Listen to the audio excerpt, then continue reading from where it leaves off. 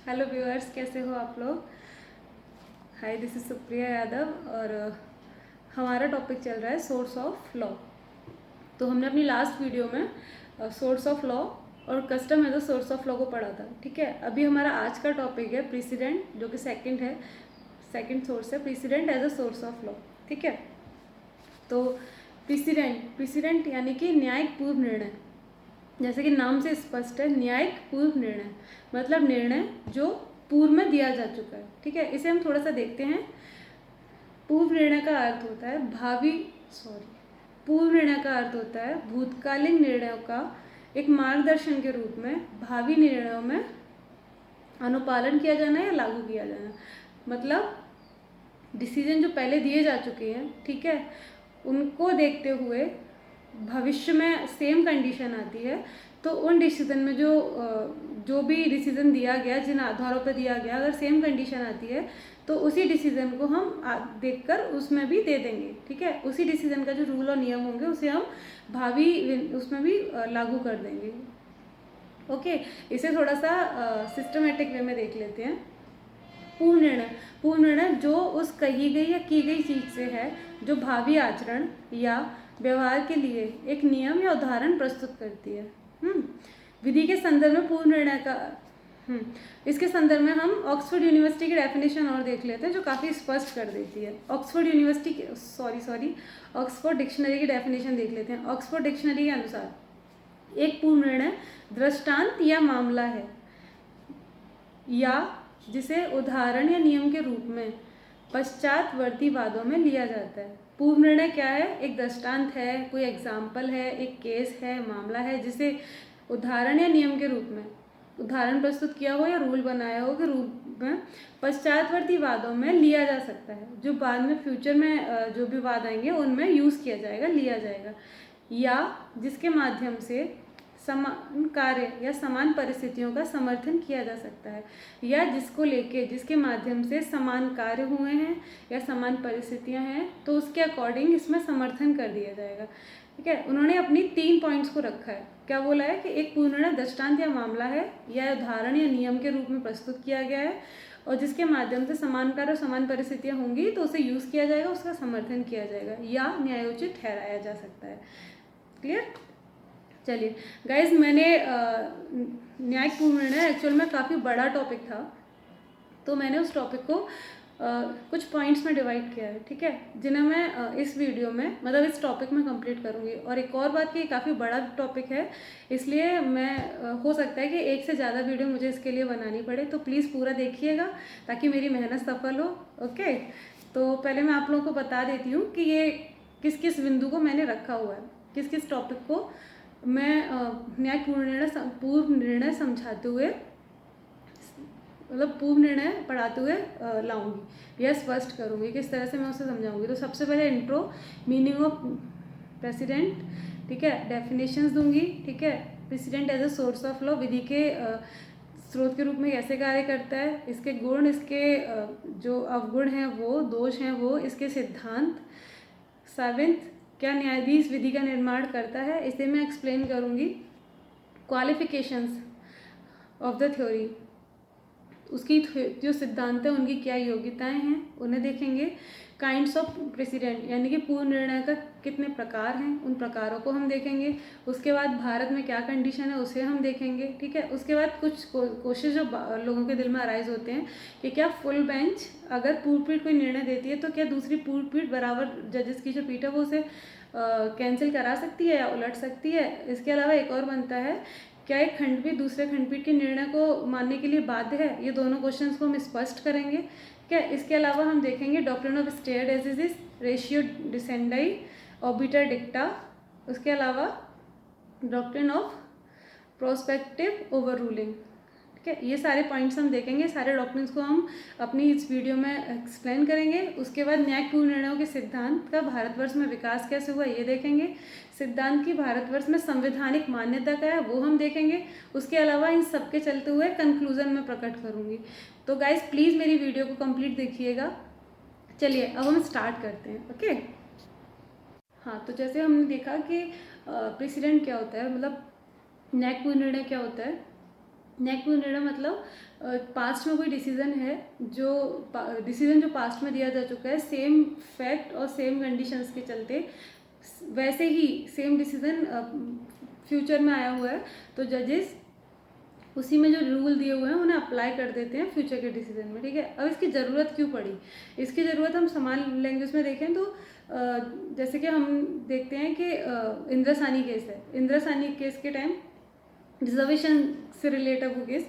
Reservation के संबंध में प्रावधान पहले से समाहित थे हमारे संविधान में, लेकिन क्योंकि वो परिस्थिति के हिसाब से प्रॉपर नहीं थे, काफ़ी नहीं थे, तो ऐसे ही क्या होता है कि कितने भी विधायन द्वारा या प्रथा द्वारा कोई भी रूल रेगुलेशन हो, कुछ भी हो, लेकिन कभी कभी परिस्थितियाँ ऐसे होती हैं कि जजेस के सामने क्वेश्चन अराइज हो जाता है कि इनको कैसे लें, मतलब जो कंडीशन है उससे संबंधित प्रावधान ना तो आपके विधायन में और ना ऐसी कोई प्रथा चली आ रही है, तो उस टाइम पे जजेस को अपना न्यायिक मस्तिष्क, अपना विवेक यूज़ करना होता है। उसके चलते ये पावर उन्हें दी गई है कि वो कोई भी नियम या कोई भी उन्हें लगता है कि ये चीज़ सही है तो उसे पास कर सकते हैं और उसे विधि का रूप दे दिया जाता है। इसी को हम प्रेसिडेंट कहते हैं सामान्य लैंग्वेज में, ठीक है। मतलब तथ्य और परिस्थिति के चलते हुए अपने न्यायिक विवेक को यूज करते हुए साम्य पूर्वक अगर किसी जज ने कोई डिसीजन दिया हुआ है, ठीक है, तो अगर सेम कंडीशन आ रही है तो वो उसी डिसीजन को फ्यूचर में अप्लाई कर लेता है, जो कि रीजनेबल भी है अकॉर्डिंग टू मी। ओके, अब हम थोड़ा सा इंपॉर्टेंट पॉइंट्स देख लेते हैं इससे रिलेट। माना जाता है कि जो हमारा स्कूल है, रियलिस्टिक स्कूल, यानी कि यथार्थवादी जो विचारधारा है, उसमें प्रेसिडेंट की यानी कि न्यायिक पूर्ण निर्णय की झलक मिलती है। उसमें फ्रैंक महोदय, होम्स महोदय, 19 का काफ़ी विस्तारित रूप से वर्णन किया है। इसके अलावा इंडियन उस लॉ में देखें तो हमारा जो एक्ट था 1935, गवर्नमेंट ऑफ इंडिया एक्ट 1935 के सेक्शन 212 टू 12 में इसके संबंध में प्रावधान किया गया है। उसमें कहा गया है कि Privi council of federal court के जो निर्णय होंगे, प्रीवी काउंसिल के फेडरल कोर्ट के जो निर्णय होंगे वो इंडियन कोर्ट पर बाध्यकारी होंगे। उसके अलावा आर्टिकल 41 जो हमारे इंडियन कॉन्स्टिट्यूशन में, उसमें हम सब जानते हैं कि सुप्रीम कोर्ट द्वारा जो घोषित विधि होगी वो भारत के सभी न्यायालयों पर बाध्यकारी होगी, है ना। तो ये प्रेसिडेंट से रिलेट ही है। इसके संबंध में हम विस्तृत जो जानकारी लेंगे वो आगे वीडियो में देखेंगे, ठीक है। इसके अलावा विशाखा केस हुआ, इंदिरासानी केस हुआ, union of India versus Subramaniam case हुआ, ऐसे काफ़ी सारे केस हैं जिसमें पूर्ण निर्णय को या न्यायिक नियमों को मान्यता दी गई है। तो सिंपल लैंग्वेज में ये बोला जाता है कि प्रेसिडेंट के चलते जज को एक न्यायिक संप्रभु है, उसे एक शक्ति प्रदान की है कि आप विधि का निर्माण कर सकते हो, है ना। जनरली ये शक्ति हम सब जानते हैं कि विधायन के पास होती है, एक जनरल पूरा लॉ पास करने का तरीका होता है, लेकिन अगर परिस्थिति के चलते हुए ज़रूरत होती है तो तो जज को भी ये ताकत दी गई है कि वो एक रूल पास कर सकता है, ठीक है। इसके संबंध में आंस्टीन महोदय ने ये कहा भी है कि न्यायपालिका की विधि मानते हैं इसे वो, ठीक है। वेंतम महोदय ने पूर्ण निर्णय न्यायाधीशों द्वारा निर्मित नियम है। ये पूर्ण निर्णय के संबंध में कुछ इन लोगों के कोटेशंस हैं जो उन्होंने कही हुई है। इसी तरीके से स्टोन महोदय ने कहा है पूर्ण निर्णयों के प्रयोग द्वारा न्यायपालिका की तराजू संतुलित और स्थिर बनी रहती है। अब देखते हैं न्यायिक पूर्ण निर्णय का अर्थ, मीनिंग और सेंस ऑफ प्रेसिडेंट, ठीक है। तो हमारे माना जाता है कि इसे दो अर्थों में बताया गया है, एक का लचीला और दूसरा है कठोर, ठीक है। तो जो हमारा इंडिया है और यूएसए, इन दोनों जगह ये लचीले जो अर्थ है उसमें इसमें लागू होता है, और वहीं इंग्लैंड में ये कठोर अर्थों में लागू होता है, ठीक है। तो देख लेते हैं कि लचीला और कठोर क्या होता है। लचीला क्या होता है एक्चुअल में? लचीले में ये लचीले अर्थ में प्रेसिडेंट जो है एक रिपोर्ट के रूप में लिखा जाता है, ठीक है। एक रिपोर्ट होगी जो कि न्यायालय के समझ एक उदाहरण के रूप में प्रस्तुत की जाएगी, ठीक है, एज ए एग्जाम्पल प्रस्तुत की जाएगी। मतलब ये कोई नियम नहीं है, रिपोर्ट एक एग्जाम्पल है जिससे कोई बाध्यता नहीं पैदा होती, ओके। दृष्टांत हेतु प्रस्तुत की जाती है, ये बाध्य, न्यायालय इसका पालन करने के लिए बाध्य नहीं है। अगर उन्हें लगता है कि ठीक है तो वो लागू कर सकते हैं। 19वीं सदी से पहले क्या होता था कि इंग्लैंड में भी इसी का यूज़ होता था, लेकिन 19वीं सदी के बाद इसे इंग्लैंड में थोड़ा कठोर सेंस में यूज़ होने लगा। लेकिन हमारे इंडिया में और यूएसए में, अमेरिका में ये आज भी लचीले सेंस में यूज़ होता है। मतलब हमारे इंडिया में जो प्रेसिडेंट है, जो पूर्ण न्यायिक निर्णय है, वो मतलब जो जजेस हैं सुप्रीम कोर्ट है, वो लागू करने हेतु बाध्य नहीं है। अगर उन्हें लगता है कि परिस्थितियों के अनुसार और तथ्य के अनुसार अगर ये सही है, ये सही लागू कर दिया जाए, तो फिर क्यों ज़बरदस्ती समय की बर्बादी और सोच की बर्बादी, पैसे की बर्बादी, सब कुछ किया जाए। अगर परिस्थितियाँ सेम है तो आंसर भी सेम होगा, उसका समाधान भी सेम होगा। तो इसके चलते ये रूल बनाया गया। अब हम सेकंड देखते हैं, कठोर सेंस में यानी कठोर अर्थों में। इसमें क्या होता है, सबसे पहले इस कुछ परिस्थितियों में ये बाध्य होता है, मतलब आपको ये करना ही पड़ेगा, बाध्यता पैदा करता है।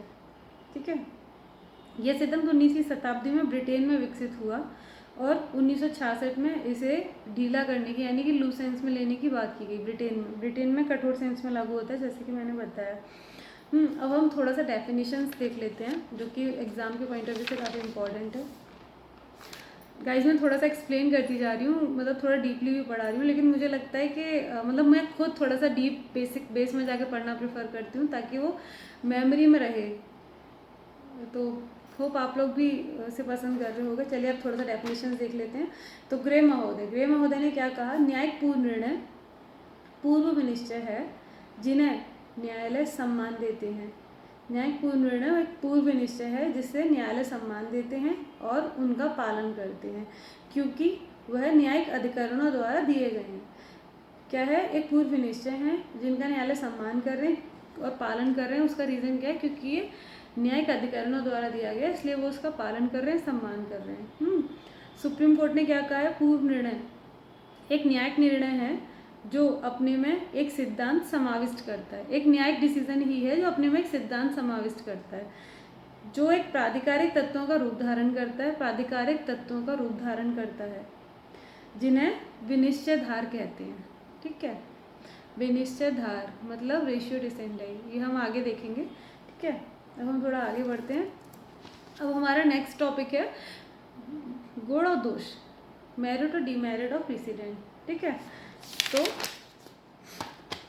जैसा कि हमने अभी तक देखा कि पूर्ण निर्णय क्या है। ठीक है, इसे क्यों लागू किया जाता है कि सेम परिस्थिति है, सेम कंडीशन है, तो ज़बरदस्ती समय की, पैसे की, इन सब की बर्बादी क्यों की जाए। जो भी समाधान है वो सेम ही आना है। ठीक है, लेकिन इसके बहुत सारे प्रॉफिट्स हैं। उसके साथ साथ कोई भी चीज़ मतलब पॉजिटिविटी के साथ नेगेटिव भी रहती ही है। एक जनरल रूल है, एक त्रिकाल सत्य है कह सकते हैं। तो जानते हैं प्रेसिडेंट के प्रॉफिट और लॉस, प्रॉफिट और डिमेरिट। ठीक है, तो सबसे पहले देखते हैं गुड, पॉइंट वाइज देख लेते हैं। ठीक है, यह सुविधा पर आधारित नियम है, क्योंकि पूर्ण निर्णय की विधि से न्यायिक पूर्ण निर्णय की विधि के संतुलित व उपयुक्त विकास में सहायक होता है। विधि क्या है, अब देखो क्या है, न्यायिक पूर्ण निर्णय विधि के संतुलित और उपयुक्त विकास में सहायक होता है। आगे कोई डिसीजन दिया गया है, सब कुछ सेम है, सब कुछ है, तो संतुलित तरीके से विकास, इसे भी दे दो, संतुलित विकास में सहायक रहता है।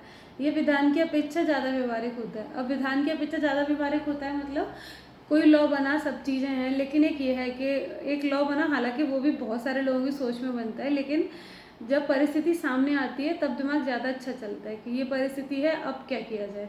तो ये व्यवहारिक होता है, जज व्यवहारिक रूप से इसे देता है, निर्णय पारित करता है, तो विधान की अपेक्षा ज़्यादा व्यवहारिक होती है। यह न्यायालय पर बाध्यकारी है, तो न्यायाधीश के मनमाना व्यवहार को रोकती है। अब हो सकता है कि कोई एक पर्टिकुलर जज ऐसा हो जो थोड़ा सा निरंकुश हो या मनमाना व्यवहार करना चाहे, मतलब मैं अदरवाइज नहीं कह रही हूँ, सॉरी, लेकिन बस समझाने के पॉइंट ऑफ व्यू से।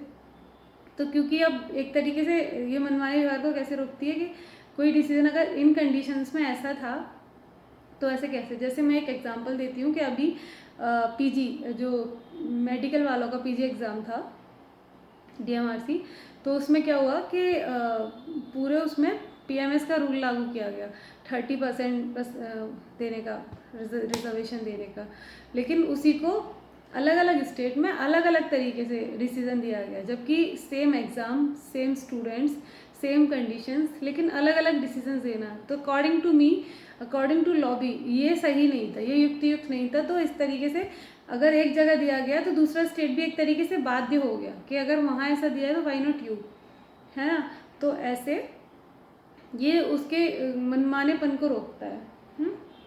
आगे देखते हैं, मनमाना व्यवहार को रोकता है, विधि में निश्चितता पैदा करता है। ठीक है, पता है कि ऐसा इस कंडीशन में ऐसा हुआ था, तो निश्चित ही है कि यहाँ भी लगभग ऐसा ही होगा। ठीक है, पूर्व निर्णय बात ज़्यादा स्पष्ट और सरल होता है, इजीली लोग इसे समझ सकते हैं क्योंकि पहले देख चुके हैं तो समझ जाते हैं। विधि में अंतिम तक भी पूर्व निर्णय का एक गुण है, ये विधि में अंतिमता पैदा करता है। ठीक है, सुप्रीम कोर्ट ने कहा है जहाँ एक निर्णय समय की कसौटी पर खरा उतरता है और जिसके बारे में कभी संदेह नहीं रहा है, हमें उसका आदर करना चाहिए जब तक हटाने के लिए बाध्यकर और मजबूत कारण ना हो। सुप्रीम कोर्ट ने ये कहते हुए पूर्व निर्णय को लागू करने के लिए प्रावधान किया है या लागू करते हैं, मतलब कि जब तक ऐसा ना लगे कि ऐसी परिस्थिति है कि इसे हटाना ही चाहिए, मजबूत कारण है नहीं है, तब तक इसे हटाने का कोई मतलब नहीं है यार, है ना। अब देखते हैं दोष। न्यायाधीश विवेक का प्रयोग नहीं कर पाता है। अब इसका क्या कि हो सकता है कि पहले के जो जज थे उन्होंने अच्छे से नहीं सोचा, अपने विवेक का प्रयोग नहीं करा, जो भी कंडीशंस हो सकती हैं, लेकिन अब बाद वाला चाहता है मे बी वो कुछ और डिसीजन दे, मे बी कुछ और सोच के बोले, लेकिन एक तरीके से वो अपने विवेक का प्रयोग नहीं कर पाता है। ऐसा हुआ है, आप भी ऐसा ही कर दो, एक तरीके से छोड़ दिया जाता है। ठीक है, वैधता की कोई निश्चित कसौटी नहीं है। पूर्व निर्णय का निर्धारण करना बड़ा कठिन होता है क्योंकि रिपोर्ट में होता है तो बहुत सारी रिपोर्ट्स होती हैं, कहाँ ऐसा डिसीजन था, कहाँ ऐसी परिस्थिति, इन सबको देखना मतलब बहुत ही कलेश और बहुत ही कठिन कार्य है। तो इस तरह से उसका निर्धारण करना बहुत टफ हो जाता है। ठीक है, जिन्हें ढूंढना मुश्किल है। ठीक है, किसी निर्णय का विनिश्चय आधार क्या है यह ढूंढना भी बहुत मुश्किल हो जाता है। उसका आधार एक्चुअल में जो मैंने अभी कहा, ठीक है, क्योंकि सभी जजेस के अलग अलग आधार होते हैं। जैसे छोटा सा एग्जांपल ले लें, एक केशवन भारती के 13 जजेस की बेंच ने दिया था, तो सबके आधार एक तो नहीं रहे होंगे ना, कुछ ने कुछ सोचा होगा, कुछ ने कुछ सोचा होगा। तो इस तरह से SP Gupta case, Keshavan Bharati case, इनके उदाहरण हैं। ऐसे काफ़ी सारे उदाहरण हैं। इसके अलावा कभी कभी न्यायालय द्वारा अलग अलग निर्णय दिए जाते हैं। अधीनस्थ न्यायालय को यह मानना कठिन हो जाता है कि वो किसके निर्णय को माने। ऑस्टिन महोदय ने कहा है कि सामान्यतः न्यायिक विधि शीघ्रता में बनाई जाती है। ठीक है, कॉज जजेस पर अतिशीघ्र मामला सुलझाने का प्रेशर होता है। तो न्यायाधीश उन मामलों पर पर्याप्त विचारण नहीं कर पाते हैं, जैसे कि मैंने बताया विवेक का प्रयोग नहीं कर पाते अच्छे से, जल्दबाजी में होते हैं, तो मे बी डिसीजन ऐसे ही दे दिया हो। इसके अलावा चूंकि वे विधि को संप्रभु द्वारा निर्मित मानते हैं, तो न्यायाधीश निर्मित विधि को विधि नहीं मानते। आइंस्टीन ने ये बोला कि वही उनका जो संप्रभु वाला वो है, तो वो इस विधि को विधि नहीं मानते। ठीक है, भूतलक्षी प्रभाव रखती है, अतः इसका कुपरिणाम सामने आने के ज़्यादा चांसेस रहते हैं, ऐसा आइंस्टीन जी का कहना है। ठीक है, अब हमने इसके गुण और दोष जान लिए हैं, तो हम इसके सिद्धांत के बारे में आगे चलते हैं। चलिए, तो फिर अब हम देखते हैं सिद्धांत। ठीक है, प्रेसिडेंट के न्यायिक पूर्व निर्णय के दो सिद्धांत। ठीक है, पहला है घोषणात्मक सिद्धांत, दूसरा है सृजनात्मक सिद्धांत। घोषणात्मक सिद्धांत मतलब जिन लोगों का मानना है कि न्यायाधीश केवल घोषणा करता है, यानी कि वो नए नियमों का निर्माण नहीं करते हैं, केवल घोषणा करते हैं। जो भी नियम हैं उन्हें बनाए रखते हैं, उनकी घोषणा करते हैं, उन्हें एक्सप्लेन करते हैं, लेकिन उसके निर्माण नहीं करते हैं। वहीं सृजनात्मक सिद्धांत का ये है कि न्यायाधीश नियम बनाते हैं, नियम का निर्माण करना ही सृजनात्मक में आता है। ठीक है, इसे थोड़ा सा डिटेल में देखते हैं। सबसे पहले देखते हैं घोषणात्मक सिद्धांत। इसे ब्लैक स्टोन सिद्धांत के नाम से भी जाना जाता है। ठीक है, इसके अलावा इसे परंपरागत सिद्धांत के नाम से भी जाना जाता है। ब्लैक स्टोन महोदय ने इसके बारे में कुछ वर्ड्स कहे थे, वो मैं देख लेती हूँ। एक पंक्ति है जो, एक न्यायालय का कार्य नए नियम का निर्माण करना नहीं, अपितु पुराने को बनाए रखना है। उनका कहना था कि जो न्यायालय है उसका कार्य नए नियमों का निर्माण करना नहीं होता है, अपितु जो पुराने हैं उन्हें बनाए रखो, उनकी व्याख्या करो, ये होता है। ठीक है, अर्थात न्यायाधीश विधि का निर्माण नहीं करते, अपितु विद्यमान विधि को प्रकट करते हैं और पता लगाते हैं। उनके अनुसार विधि सर्वदा विद्यमान रहती है। इसके अलावा कहा कि यदि पश्चातवर्ती निर्णय पूर्ववर्ती निर्णयों को बदल देता है तो वह नई विधि नहीं बनती है, अपितु उसे प्रकट करता है।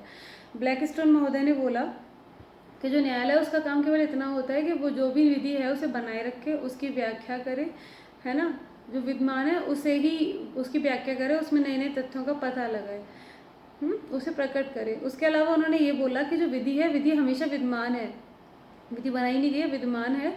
और अगर कोई जो जज है वो कोई नया मतलब कुछ बदल भी देता है निर्णय को, नई विधि, तो वो नई विधि मतलब जैसे कुछ चेंजेस कर देता है, तो उसका मतलब ये नहीं कि उसने विधि बदल दी, अभी तो वो उसे प्रकट करता है, यानी कि एक वर्ड के दो मीन होते हैं। इस तरह उन्होंने बोला कि वो विधि को प्रकट कर रहा है लेकिन विधि का निर्माण नहीं कर रहा है, ऐसा ब्लैकस्टोन महोदय का कहना था। तो ब्लैकस्टोन के अलावा घोषणात्मक सिद्धांत के कुछ अन्य समर्थक थे, वो हैं कोक महोदय, मैन्सफील्ड महोदय, कार्टर महोदय। ये क्वेश्चन आ सकता है, इसलिए आप इसे थोड़ा सा स्टार करिएगा, ठीक है। इसके अलावा हेल महोदय ने भी बोला है। हेल महोदय ने क्या कहा है, न्यायिक निर्णय का कार्य राजा व संसद का है, तो प्रतिपादित विधि का सिद्धांत कितना भी नया क्यों ना हो वह मात्र पुष्टिकरण है। उनके अनुसार जो वही सेम चीज़ के जो विधि निर्माण है वो संसद या राजा करता है, तो जो भी है वो जो जजेस जो करते हैं वो केवल पुष्टिकरण करते हैं, प्रकट करते हैं, वो नई विधि का निर्माण नहीं करते हैं।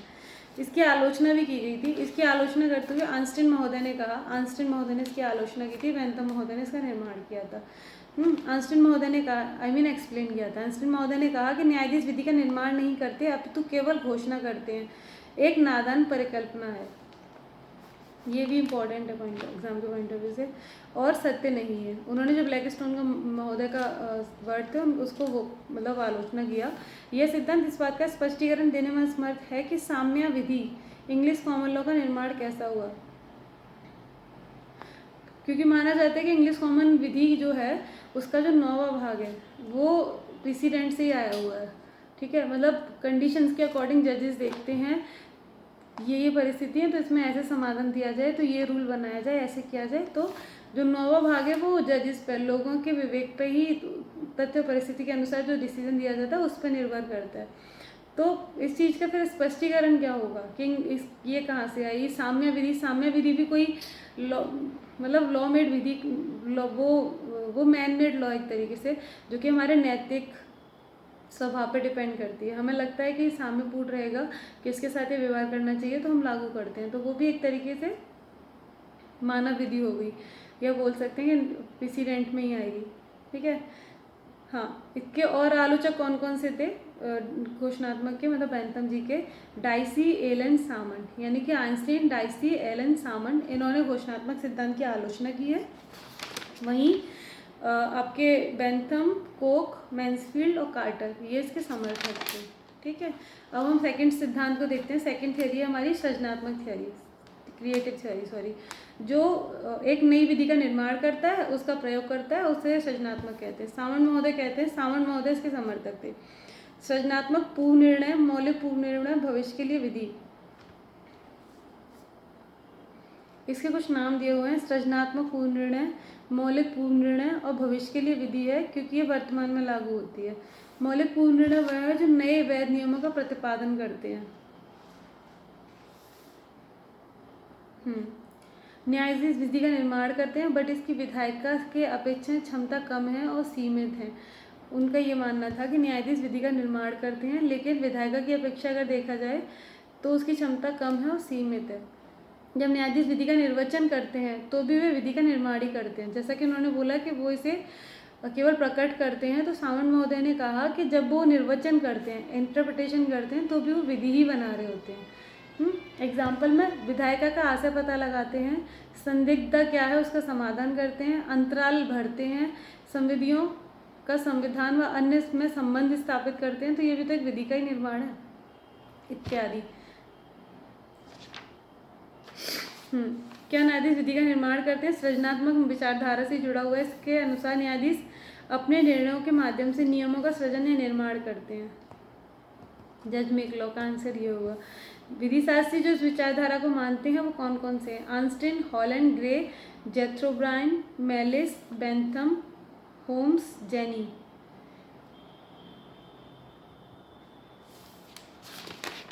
और कौन से लोग नहीं मानते कि विधि का निर्माण न्यायाधीश करता है? Blackstone, Coke, Mansfield, Carter. कौन से मानते हैं? Salmond, Einstein, Holland, Gray, Jethro Brian, Mellis, J, Bentham, Holmes. Okay. George Cornfield ने कहा और जॉर्ज हेनरी विनगोर ने कहा और कार्डोजो ने भी कि न्यायालय द्वारा प्रतिपादित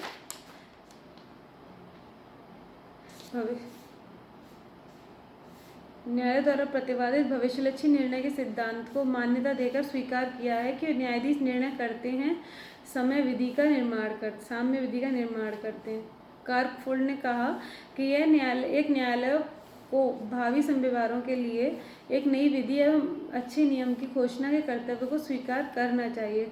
कार्डोजो ये जस्टिस हैं सुप्रीम कोर्ट के, अमेरिकन सुप्रीम कोर्ट के, वहाँ के जब जज बनने से पहले जब वो न्यूयॉर्क के मुख्य न्यायाधीश थे तो उन्होंने कहा था, बार काउंसिल को घोषित करते हुए ये कहा था कि ब्लैकस्टोनियन रूल आज के परिप्रेक्ष्य से मेल नहीं खाता।